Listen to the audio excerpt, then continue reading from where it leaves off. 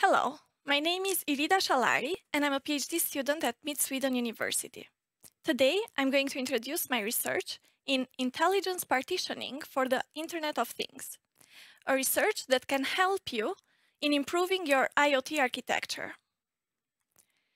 The Internet of Things is a ubiquitous term that we are all familiar to.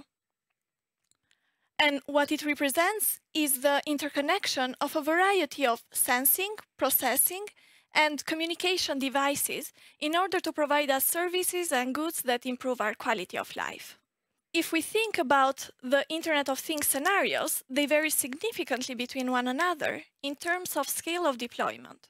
They can start from small-scale scenarios such as smart home and expand themselves into larger scenarios such as industrial IoT, where we have hundreds of sensor devices deployed in a large area and interconnected and collaborating in tasks and decision-making.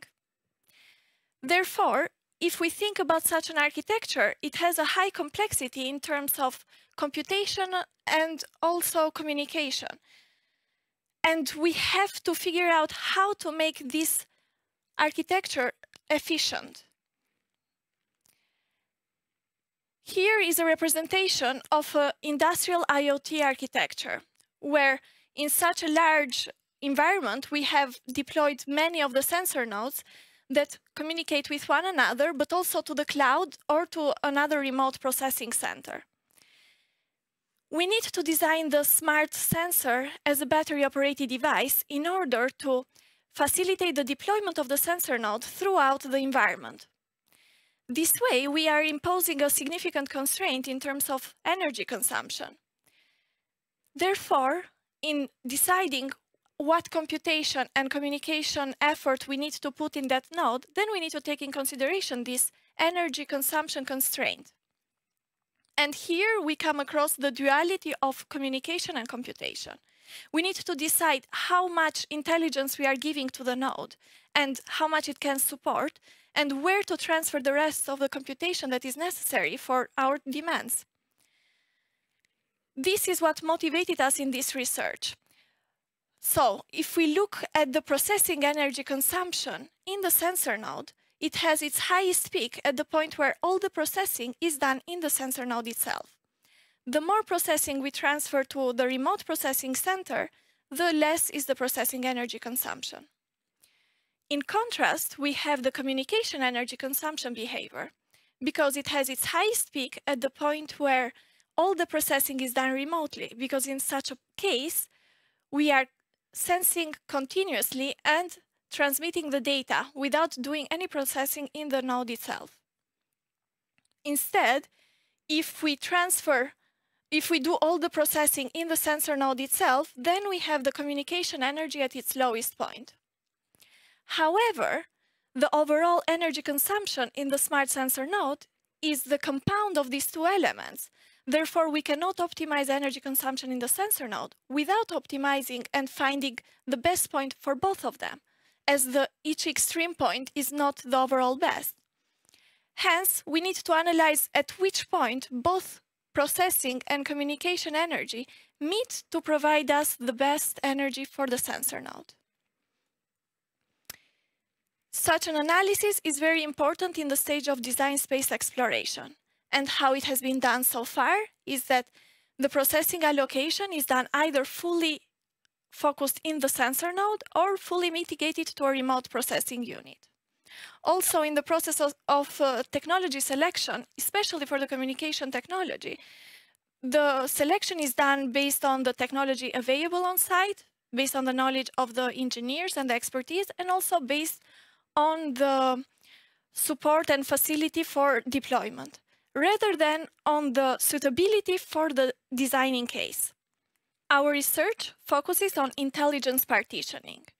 By intelligence partitioning, we refer to the distribution of the processing tasks, of the computational tasks, between the different entities present in the IoT network. Therefore, in this schematic, we represent our computational entities by the sensor node, by the fog, and the cloud.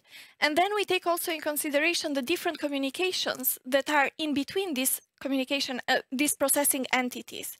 How do these interact? How does the processing and the communication interact if we distribute the computational tasks, and how does it affect the overall energy consumption in the sensor node, which is our main goal? Here we have a scenario that we have analyzed, considering different communication technologies and also considering different partitioning configurations where we allocate the tasks either in the sensor node, in the fog, or in the cloud.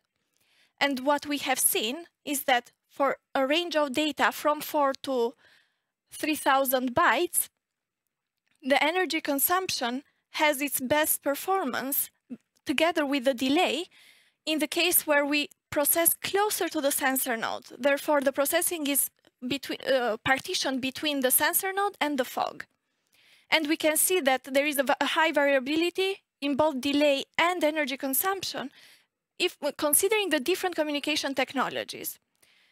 If we move towards node cloud partitioning, which is represented by the circle B, then again we have much higher delay and the energy consumption varies between the different communication technologies.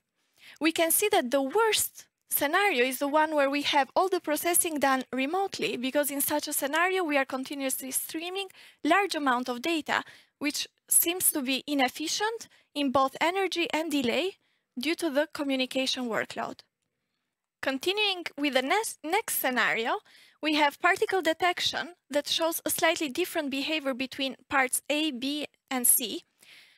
And this is mainly due to the higher data rate requirements going up to 256,000 bytes. Therefore, we have higher demand in both processing and communication, which causes an increment on both sides, on the energy consumption and also on the delay.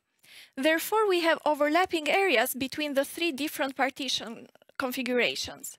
However, we still have the configuration with node fog processing that is the most efficient because it has the smallest delay and also the lower energy consumption. Moving to the next scenario, pedestrian detection, it has the highest energy consumption among the three. And again, we can see that the behavior is slightly different. The delay has a major extension in this case due to the much higher data rate requirements.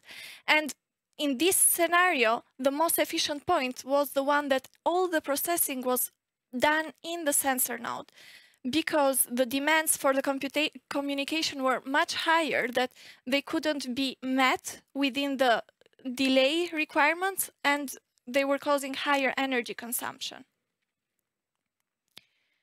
In conclusion, what we saw from the three scenarios is that there is no golden partition for all cases.